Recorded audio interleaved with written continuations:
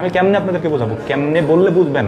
আমি জানি যে কোনো মুহূর্তে হয়তো আল্লাহ তাআলা আমাকে ডেকে নিতে পারেন, কারণ আমার যে রিপোর্টগুলো আছে কোনো স্বাভাবিক রিপোর্ট না। এগুলো শরীরের কন্ডিশন বলে হয়তো আল্লাহ তাআলা দুনিয়াতে আমাকে হয়তো বেশি দিন রাখবেন না। আপনাদের কি একটু মায়া লাগে না ভাই?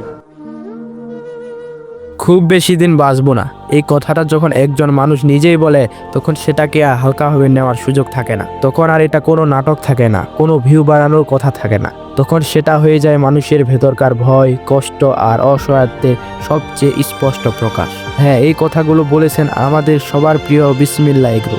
বিসমিল্লাহ এগ্রো নামে পরিচিত বাংলাদেশের লাখো মানুষের প্রিয় কন্টেন্ট ক্রিয়েটর এবং খামারি ও উদ্যোক্তা সাইফুল ইসলাম। যে মানুষটাকে আমরা দেখি প্রতিদিন হাসতে, মাঠে ঘাটে দৌড়াতে, যে মানুষটাকে দেখি কাজের মধ্যে ডুবে থাকতে, সেই মানুষটি নিজেই জনসম্মুখে এক ভিডিও বার্তায় জানালেন তার শরীরের অবস্থা খুবই খারাপ। তিনি নিজেই আশঙ্কা করেছেন যে হয়তো বেশি দিন তিনি আর বাঁচবেন না। আর এই একটি ভিডিও বার্তা নাড়িয়ে দিয়েছে পুরো সোশ্যাল মিডিয়াকে। লাখো মানুষ হতভম্ব ও আবেগ আপ্লুত। কিন্তু প্রশ্ন একটাই, আসলে তার কি হয়েছে? জানতে চাইলে পুরো ভিডিওটি দেখুন শেষ পর্যন্ত। আমি সমস্ত ফাইল আজকে আপনাদেরকে দেখাবো।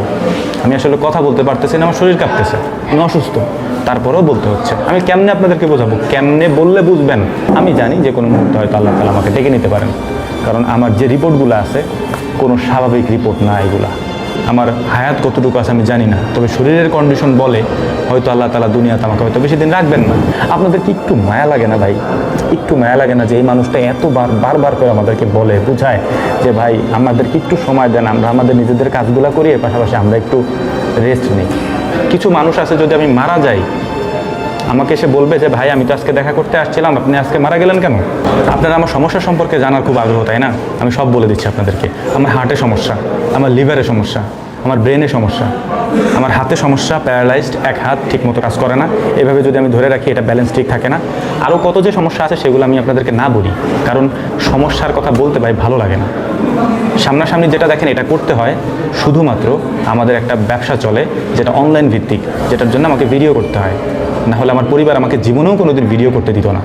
বলতেছি শুধুমাত্র অনলাইন বিজনেস করার কারণে আমাদেরকে ভিডিও দিতে হয়, না হলে আমার পরিবার আমাকে জীবনেও ভিডিও করতে দিত না।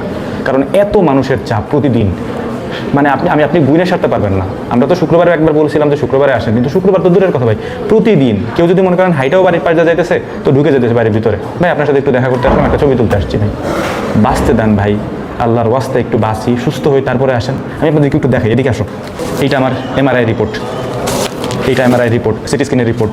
ব্রেনের সমস্যা, একই কথা মানুষকে বারবার বুঝাইতে হয়। ধরেন একজনে খামার বিষয়ে পরামর্শ নেওয়ার জন্য আসছে, আমি আপনাকে কয়বার বোঝাবো বলেন? একটা মানুষ আসছে দূর থেকে দেখা করার জন্য, সে এসে কিছুই বলে না, আমাকে সামনে আইসে বসায় রাখে, ঘন্টার ঘন্টা তাদের সামনে বসে থাকতে হয়, কোনো কথা বলে না। সে কিন্তু কোনো কথা বলে না, সে বলে যে ভাই আমি আপনাকে দেখতে আসছি।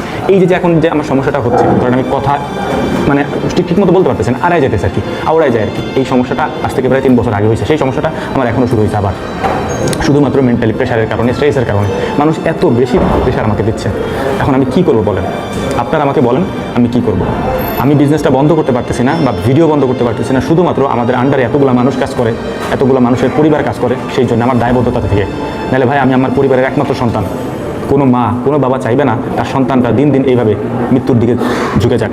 আমি এত কষ্ট করে এই পর্যন্ত আসছি, কিন্তু আমার শারীরিক কন্ডিশনের অবস্থা সম্পর্কে জানলে আপনি চোখে পানি রাখতে পারবেন। আমার লিভারের প্রবলেম, আমার হার্টের সমস্যা।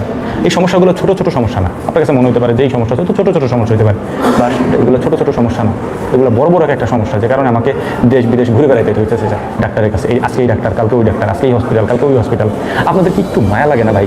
একটু মায়া লাগে না যে এই মানুষটা বারবার করে আমাদেরকে বলে বুঝায় যে ভাই আমাদেরকে একটু সময় দেন, আমরা আমাদের নিজেদের কাজগুলো করি, এর পাশাপাশি আমরা একটু রেস্ট নিই? বলেন আপনাদের কি একটু মায়া লাগে না যে না যায় এদের বাড়িতে, এদেরকে একটু থাকতে দেয়, 2 মাস একটু আলাদা থাকুক, এরা নিরিবিলি থাকুক? যাই হোক, আমি কথা বাড়াতে চাচ্ছি না, এটা হসপিটাল, আমি আস্তে আস্তে কথা বলতেছি। এখানে প্রত্যেকটা মানে ওয়ার্ডে ডাক্তাররা আছেন, আমি অনুমতি নিয়ে নিয়েছি কথা বলার জন্য এখানে, কারণ আমি এখন এখানে কথা বলতেছি, আনিস ভাই ওইখান থেকে কন্ট্রোল করতেছে বাড়িতে, যে লোক আসছে তাদেরকে বিদায় দেওয়ার জন্য, বা আমাদের ওখানে যারা কাজ করে তাদেরকে বলতেছে যে সুন্দর মতো গাড়িতে উঠাই দিয়ে আসো। আমরা কী করবো বলেন? আমাদের কী করার আছে? যাই হোক, আমি জীবনে কোনোদিন আপনাদের কাছে আবদার করি নাই, আজকে একটা আবদার করতেছি। আমার এই আবদারটা রাখতে হবে, যারা আমাকে ভালোবাসেন আমার এই আবদার রাখতে হবে। আমার এই আবদারটা হলো, আমার এই আজকের ভিডিওটা অন্ততপক্ষে আপনারা শেয়ার করে মানুষের কাছে একটু ছড়াই দিবেন, যেন মানুষ জানতে পারে যে ওনাদের বাড়িতে আপাতত যাওয়াটা ঠিক না। কারণ এই মানুষটাকে একটু সুস্থ হইতে দিই। দেখেন, আমি আপনাদের সবার সাথে দেখা করব, প্রয়োজনে আমার খামার থেকে গরু জবে করে, ছাগল জবে করে দাওয়াত করে আপনাদেরকে খাওয়াবো। প্লিজ আমাকে একটু সুস্থ হওয়ার সুযোগ দেন ভাই। আমি আর এই মেন্টাল প্রেশার নিতে পারতেছি না, আমি এই ট্রমা, এই স্ট্রেস আমি নিতে পারতেছি না ভাই।